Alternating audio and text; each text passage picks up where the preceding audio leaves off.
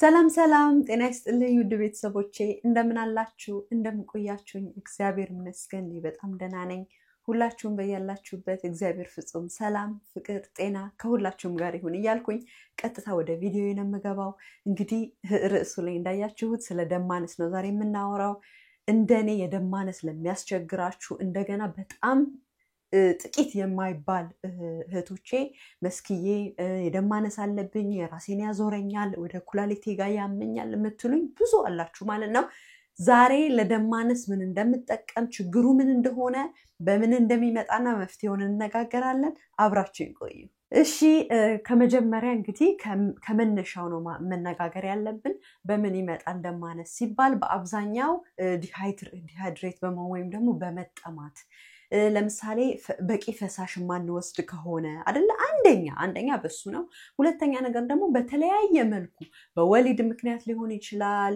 በተለያየ መልኩ ደም ሲፈሰን በጣም ብዙ ደም በማንስትሬሽንም ሊሆን ይችላል ለምሳሌ በወር አበባ ጊዜ ብዙ ደም የሚፈሳችሁ ከሆነ የደም ማነስ ሊያስከትልባችሁ ይችላል ሰው ተፈንክቶ ሊሆን ይችላል በተለያየ ነገር አንዳንድ ጊዜ የደም መስጠት ፈልጋለውና በጣም ደሜ እንዲስተካከል በጣም ነበር የምጠራው በተለይ ኢትዮጵያ ሆኜ በቤተ ክርስቲያን ደም እንሰጥ ነበርና ብዙ ጊዜ እኔን እሻይሉኝም ደሜ ዝቅተኛ ስለሆነ ማለት ነውና አንድ ጊዜ ሁለት ጊዜ ብቻ ሰጥቻለሁ ትንሽ ተስተካክሎልኝ ማለት ነውና አንዴ ደማችን ካነሰ ለማስተካከል ብዛቱም መጥፎ ነው ማነሱም መጥፎ ነው ግን በአብዛኛው ሰው የሚያስበው መብዛቱ ነው መጥፎ የሚመስለው ማነሱም ግን እስከ ሞት ድረስ እንደሚያስከትል ብዙዎቻችን አናቅም ወይም ደግሞ ብዙም አካብደን አናየውም ማለት ነው ግን በጣም መጥፎ ነው ሶስተኛ ደግሞ በተለያየ ህመሞች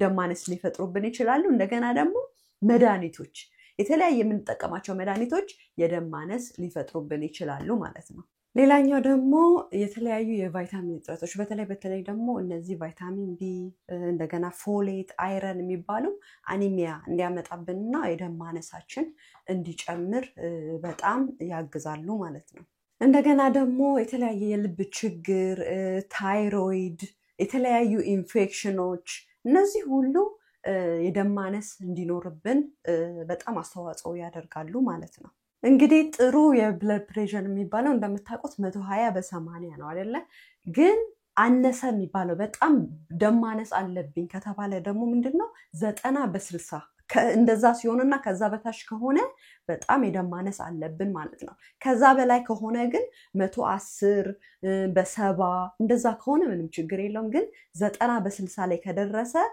በጣም ደም ማነስ አለብን ማለት ነው እሺ በሚቀጥለው ደግሞ የምናየው ምክንያቱም ካየን በኋላ አሁን ደግሞ የሚያሳየን ሲምፕተሞቹ ምንድናቸው ወይም ደግሞ ስሜቶቹ ምንድናቸው የሎው ብለድ ፕሬሸር ወይም ደግሞ የደም ማነስ ካለብን ማለት ነው በአብዛኛው ዲዚ እንሆናለን ራስን የማዞር ባህሪ ያለው አንዳንድ ጊዜ በተለይ ደግሞ ቁጭ ብለን ቶሎ ብለን ብድግ በምንልበት ሰዓት ራሳችንን እስከ መሳት ሁላ ሊያጋጥመን ይችላል ይሄ እኔ ቢያንስ በወር ውስጥ ስንቴ ልበላችሁ በጣም ብዙ ጊዜ ነው የሚያጋጥመኝ በተለይ ስራ ቦታ ሄጄ 12 ሰዓት ሰርቼ ብዙ ውሃ ካልጠጣሁኝ በጣም ነው ራሴ የሚዞረው ማለት ነው ተነስቼ የሆነ ነገር ካልተደገፍኩኝ አልነሳም እና ዲዚነስ ያጋጥመናል የራስ መዞር እንደገና ደግሞ ብለርድ የአይናችን ብዥታ አይናችን ላይ ብዥታ ያጋጥመናል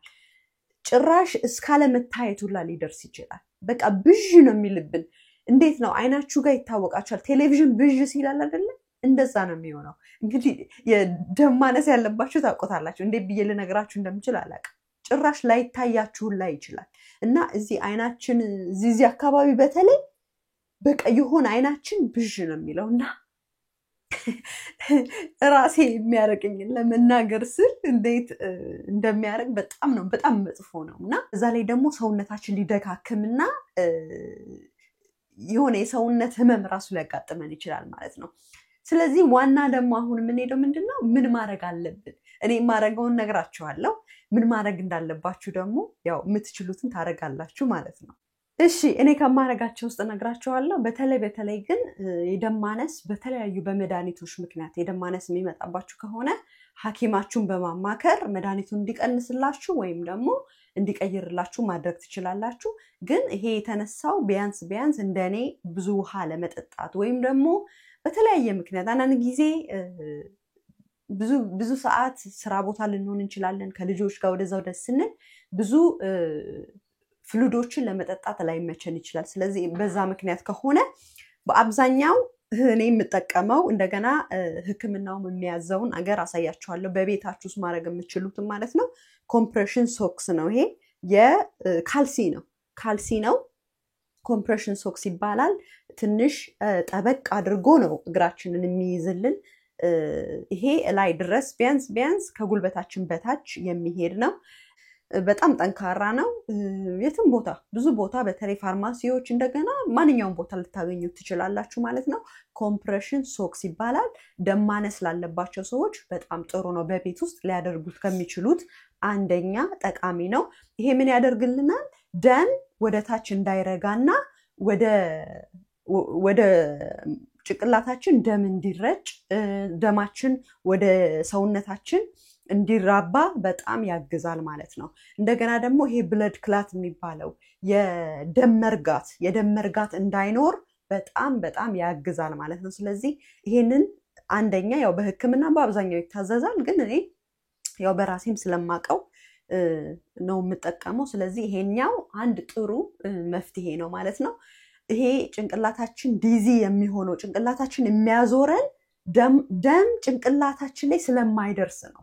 ደም ወደ ጭንቅላታችን ወደ ልባችን መድረስ ሲያቅተው ደማችን ሲያንስ ወደ ጭንቅላታችን አይደርስም። ለዛ ነው አይምሮአችን እንደዚህ ራሳችን የሚዞርብን ማለት ነው። ስለዚህ ይሄን ስናደርግ ትንሽ ደም ወደ ጭንቅላታችን እንዲደርስ ያደርገናል። ወደ ታች ደሙ ወርዶ እግራችን እንዳያብጥ ብለድ ክሎት ወይም ደግሞ የደም መርጋት እንዳያጋጥመን በጣም ያግዘናል ማለት ነው። እሺ ሌላኛው ቁጥር 2 ደግሞ እኔ የማልወደው ግን ጥሩ የሆነ በአብዛኛው ጨው የበዛበት ምግብ ሳይሆን ጨው በስነ ስርዓት ጨው ያለበት ምግብ። ለምሳሌ የተለያየ ቺፕሶች ሊሆኑ ይችላሉ፣ ጨዋማ ስናኮች ሊሆኑ ይችላሉ፣ ጨው ያለባቸው ማለት ነው። ምግብ ስትሰሩ አሁን አንዳንድ ጊዜ እኔ ምግብ በአብዛኛው ጨው ያነሰ ጨው ነው የማረገው ማለት ነውና ጨው በአግባቡ ብትጠቀሙ በጣም ደማችሁ ባነሰ ሰዓት የጨው ጣዕም ደማችሁን ትንሽ ከፍ ሊያደርገውና ሊያስተካክለው ይችላል። ለዛ ነው ደም ብዛት ያለባቸው ሰዎች ጨው የሌለው ምግብ አንዳንዴ ሊበሉ ይችላሉ አይደል? ጨው የሌለው ወይም ደግሞ በጣም አሳንሰው። ስለዚህ እናንተ ደግሞ ጨውን በትክክል ጣዕሙ ጨው ያለው እንዲሆን አድርጋችሁ ብትመገቡ ጥሩ ነው ማለት ነው።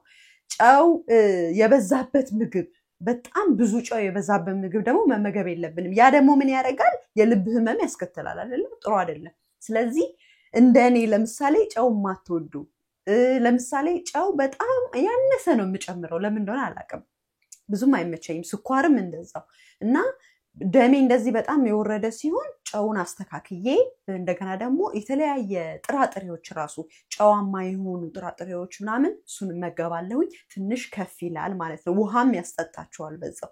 ግን ሁሉ ነገር የበዛ ደግሞ ጨው ትንሽ ደሜን ከፍ ያደርገዋል ብላችሁ ደግሞ የተለያየ በጣም ብዙ ጨው ማብዛት የለባችሁም። ስለዚህ መካከለኛ ጥሩ የሆነ ለጣዕሙ ስትበሉት ብዙ ጨዋማ ያልሆነ ግን ጣዕሙ ጨው ያለበት ምግብ ብትመገቡ ለደማችሁ ትንሽ ከፍ ያደርገዋል ማለት ነው። እሺ ሌላኛው ደግሞ በጣም ጥሩ የሆነና አሁን ከጨው ጋር ካልኳችሁ የሚያያዘው ምንድነው? ውሃ መጠጣት። በደንብ ውሃ መጠጣት። አንዳንድ ጊዜ እናቶቻችን ምን ይሉናል? የሆነ ውሃ ያስጠጣሻል፣ ይሄንን ሽምብራ ቢ ምናምን ይባላል አይደል? ስለዚህ አንዳንድ ጊዜ ጥራጥሬዎችን ምናምን ስናክ በማድረግ ውሃ በደንብ መጠጣት። ውሃ በደንብ ስንጠጣ የደም ማነሳችን እየጨመረ ይሄዳል ማለት ነው። ማለት ደማችን ትንሽ እየጨመረ ጥሩ እየሆነ ይሄዳል። ስለዚህ ውሃ በተቻላችሁ መጠን ውሃ ጠጡ። እኔ በተቻለኝ ስራ ቦታ ሲሄድ አንዳንዴ በጣም ቢዚ ሲሆን ካልሆነ በስተቀር በተቻለኝ ራሴን ለማስተካከል እየሞከርኩኝ ነው። እናንተም ራሳችሁን አትጉዱ። አደራ ውሃ ጠጡ። ሌላው ደግሞ የጠቀመኝና እንደገና ደግሞ በህክምናም የሚታዘዘው ብዙ አለመብላት ግን ትንሽ በተቀራራቢ ሰዓት መመገብ። ገብታችኋል የምላችሁ? ለምሳሌ ከጠዋቱ 12 ሰዓት እስከ ማታ 12 ሰዓት አንዴ ብቻ በደንብ ጥርስቅ አድርገን ለምሳሌ አንድ እንጀራ ወይ ሁለት እንጀራ አንዴ ብቻ ጥርስቅ አድርገን የምንበላ ከሆነ ያ ጥሩ አይደለም። ያችን አንድ እንጀራ ግን 3 ቦታ ቆርጠን 3 ጊዜ መመገብ አለብን ማለት ነው። ምሳሌ እንደሚገባችሁ ተስፋ አደርጋለሁ። ብዙ መመገብ የለብንም። እየቆራረጥን በተቀራራቢ ሰዓት ነው መብላት ያለብን። ሰዓት አራርቀን ለምሳሌ እኔ አንደኛ ችግሬ ያ ነው። በቀን አንዴ ነው የምበላው። በቀን አንዴ ጠዋት እነሳለሁ፣ ሻይ የሆነ ነገር ቀምስና ከዛ በኋላ አንዴ የሆነ ምግብ ከተባለ ምግቡን አንዴ ብቻ ነው የምበላው። ከምሳ ሰዓት አረፋ ፍጄ መክሰስ አለ ማለት ነው። ስለዚህ ያ በጣም መጥፎ ነው። ከቻልን ያችን ምግብ የምንበላትን ምግብ እየቆራረጥን ትንሽዬ እያረግን ግን በተቀራራቢ ሰዓት ብንበላ የደማችን ጉልበት እየጨመረ ይሄዳል ማለት ነው። ስለዚህ ያንን ብትጠቀሙ በጣም አሪፍ ነው። ሌላ ነገር ደግሞ እዚህ ጋር በደንብ አድርጋችሁ አዳምጡኝ በደንብ አድርጋችሁ። እሺ ለደም ማነስ ቡና መጠጣት ወይም ደግሞ ሻይ ራሱ መጠጣት በጣም አሪፍ ነው። ግን ቡና ስንጠጣ ለደም ማነሳችን መጨመር ጥሩ ሆኖ ሳለ ግን ዲሃይድሬሽን ይፈጥራል አይደለ? እንድንጠማ ያደርገናል፣ ውስጣችንን ያደርቀዋል። ቡና በተፈጥሮ ማለት ነው አሲድነት ስላለው። ስለዚህ ለደም ማነሳችን ትንሽ ቡና እንጠጣ አይደለ? ግን ውሃ ተጨማሪ በደንብ መጠጣት አለብን። ለምን? ቡና በተፈጥሮ ስለሚያደርቀን ማለት። ስለዚህ ሁለት ጥቅም እንድናገኝ ቡና ደማችሁ ሲወርድ ትንሽ ቡና ብትጠጡ ትንሽ ከፍ ያደርገዋል። ከዛ ግን ያ ቡና ውስጣችሁ ሊያደርቀው ስለሚችል ውሃ ደግሞ በዛ መጠጣት አለባችሁ። ስለዚህ ተመጣጥኖ ጥሩ ይሆናል ማለት ነው። ሌላ ነገር ደግሞ በተቻለ መጠን እንቅስቃሴ ማድረግ። እውነት ለመናገር እንቅስቃሴ ስፖርት ባንሰራም እኛ እቤት ውስጥ ስራው ራሱ ስፖርት ነው አይደለ? ሁሌም እንደምለው እና ስራችን ራሱ ስፖርት ስለሆነ ማለት እና ግን እንቅስቃሴ ለምሳሌ ቢሮ ውስጥ የምትሰሩ ልትኖሩ ትችላላችሁ። እንቅስቃሴ ብዙ ማድረግ የማትችሉ ከሆነ ቢያንስ በቀን ከ5 እስከ 10 ደቂቃ ትንሽዬ እንቅስቃሴ ብታደርጉ ለደማችሁ መስተካከል በጣም ያግዛችኋል ማለት ነው። ስለዚህ በተቻላችሁ መጠን ዱብ እያላችሁ ደማችሁን አስተካክሉ ማለት ነው። ሌላ ደግሞ ለሁሉም ነገር ጦስ የሆነው ለፀጉር መነቀል፣ ለማዲያት፣ ለሁሉም ነገር እስከ ሞት ለሚያደርሰው መጥፎ ነገር ስትረስን በጣም መጥፎ ነው። ለደም መብዛትም ማነስም ምክንያት ነው ማለት ነው። ስለዚህ በተቻላችሁ መጠን ያው እሱ ከኔ ጋር የሚኖር በጣም የሚወደኝ ነገር ስለሆነ በተቻለን መጠን ስትረስ ብንቀንስ አሪፍ ነው። አንዳንድ ጊዜ ስትረስ ያለበት ሰው በህይወቱ ካለበት ነገር ውጪ ላይ ራሱ ከሚያየው በዚህ በኢንተርኔት ላይ የሆነ የሚያሳዝን ነገር ካየን ነገ ከነገ ወዲያ ሳምንቱን ሙሉ ከአይምሯችን ላይ ወጣ ይችላል። ስለዚህ እሱ እንደኔ አይነት ችግር ካለባችሁ እንግዲህ ፈጣሪ አምላክ ይርዳን። በመጀመሪያ ደረጃ ግን በራሳችንም ለመጣር እንሞክር፣ ለመቀነስ እንሞክር። መተው አይቻልም፣ ግን ለመቀነስ እንሞክር ማለት ነው። ሌላ ደግሞ የመጨረሻ ነገር የምነግራችሁ ምንድነው፣ በጣም ብዙ ሰዓት ለምትቆሙ ሰዎች ያው እሱም የደም ማነስ ሊያስከትል ስለሚችል ማለት ነው። ስለሚችል ሳይሆን ያስከትላል። ምንድነው የሚሆነው? በአብዛኛው ብዙ ሰዓት ላይ በምንቆም ሰዓት ደማችን ወደ ታች ይሆንና በአብዛኛው ትንሽ ሰዓት ከሆነ የምንቆመው ልባችን ደሙን ወደ ላይ ይስበዋል አይደለ? ይስበዋል። ግን ለብዙ ሰዓት የምንቆም ከሆነ ደም ወደ ታች መርጋት ይጀምራል። ወደ ላይ ደማችን ልባችን ደሙን ስቦ ወደ ጭንቅላታችን ለመበተን አቅም ያንሰዋል ማለት ነው። ስለዚህ በተቻለ መጠን ቤታችን በምንመጣ ሰዓት በተለይ እንደዚህ አይነት ስራ ያላችሁ ብዙ ሰዓት ቆማችሁ የምትሰሩ ካላችሁ ቤታችሁ ስትመጡ እግራችሁን ወደ ላይ አድርጋችሁ መቀመጥ። ስትተኙ አልጋ ራሱ አለ እንደዚህ አይነት ችግር ያለባችሁ የእግር ማበጥ ብለድ ክሎት ምናምን ያስከትላል። ስለዚህ ይሄንን አድርጉ እንዳትረሱ። እንደገና ደግሞ የመጨረሻ አንድ ነገር የምጨምርላችሁ ምንድነው፣ ተቀምጣችሁ ስትነሱ በፍጥነት ቶሎ ብላችሁ አትነሱ። ቀስ ብላችሁ ነው መነሳት ያለባችሁ። ምክንያቱም አንደኛ በፍጥነት በምትነሱ ሰዓት ፌንት ሁላ ሊያስደርጋችሁ ይችላል።